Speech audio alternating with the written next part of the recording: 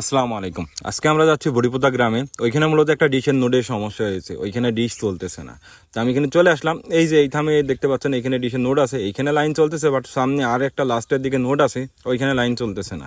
তো এখানে আমরা টিজে বক্সের ভিতরে কোনো সমস্যা আছে কি দেখার জন্য প্রথমে টিজে বক্সটা পেড়ে খুলে ভিতরে আমি সুন্দর করে দেখলাম এখানে ফাইবার কোনো জায়গায় ভাঙা আছে কি। তো এখানে কোনো প্রবলেম পাই নাই। যেহেতু এখানে প্রবলেম নাই, তাই আমরা টিজে বক্সটা আবারও এখানে সুন্দর করে আটকে থামের উপরে তুলে দিই।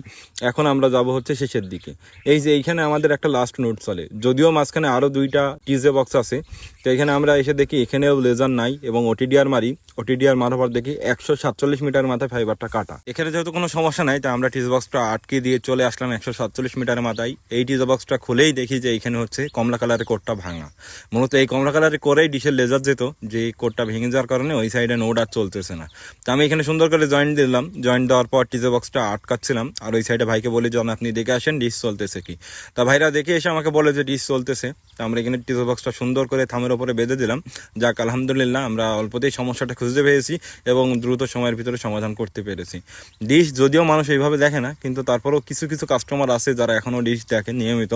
তো ওই কারণে আর কি আমাদের ডিশ নিয়েও কাজ করতে হয়। আলহামদুলিল্লাহ আমরা কাজটা কমপ্লিট করছি, এখন বাসার দিকে যাচ্ছি। মূলত ছোট ছোট এই ধরনের সমস্যা আমাদের আসতেই থাকে প্রতিনিয়ত, আমরা চেষ্টা করি দ্রুত সময়ের ভিতরে সমাধান করার। ধন্যবাদ ভিডিওটি দেখার জন্য।